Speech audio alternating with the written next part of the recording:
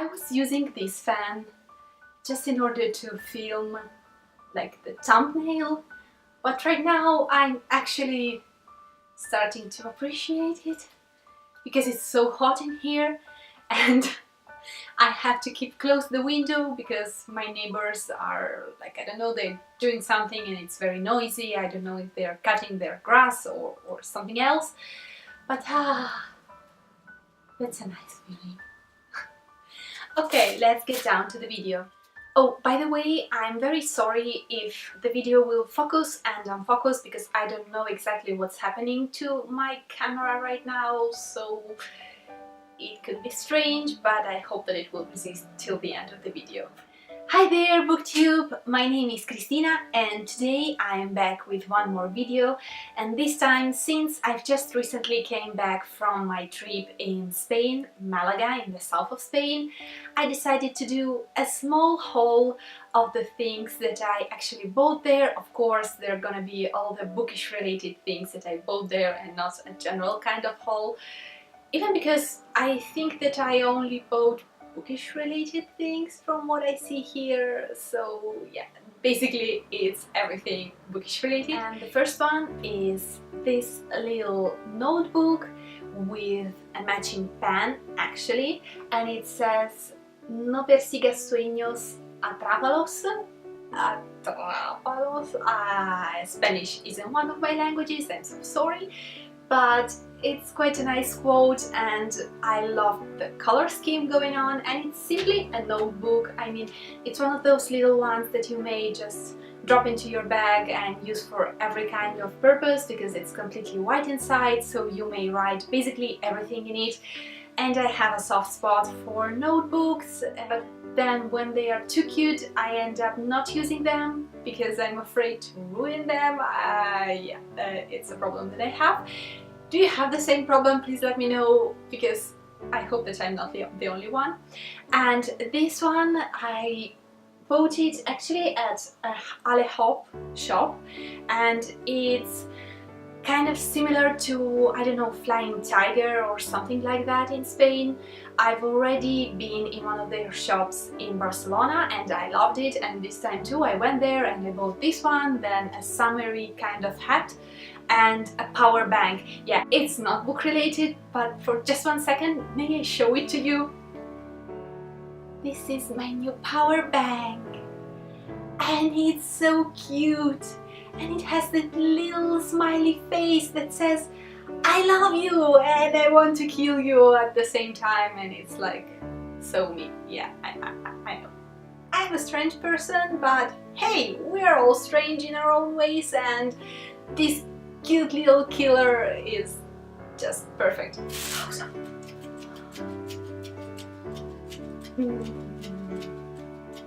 I could live like that.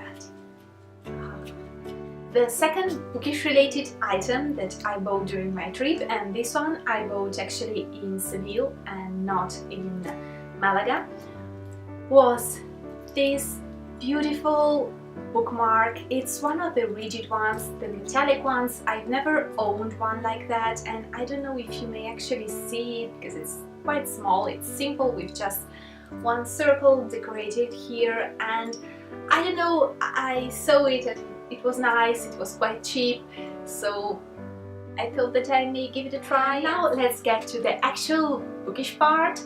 I bought only 4 books during this trip and they weren't all for me, so I will start with the one that actually is a gift. During my visit of the south of Spain, I basically stayed at Malaga, then I went to see Seville, Ronda, and at the end Granada. And at Granada, of course, we visited Alhambra and it was amazing. It's so beautiful that I couldn't pass by this book, so I bought it. It's a Russian, basically one of those guides for tourists of a place, and this one is for Alhambra specifically, and it's in Russian from what you may see probably here on the cover.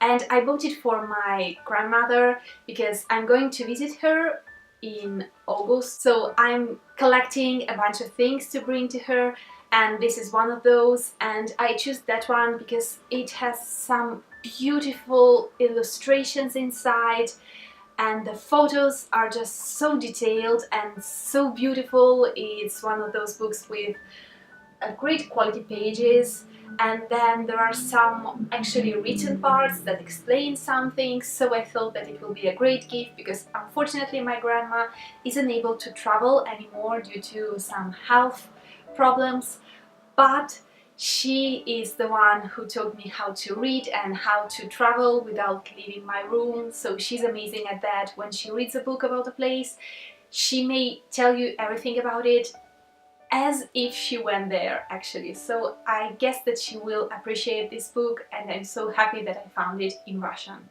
The second book that I have here is actually again from Alhambra, and it's Racconti dell'Alhambra, written by Washington Irving, and this is a book that I saw a lot around there because it's quite famous, and as I said before, it was written by Washington Irving, and here inside you may see a photo or a painting, let's say a painting of him, and he was basically a traveler coming from North America, and he stayed in Granada in 1829, and he wrote this collection of tales, stories.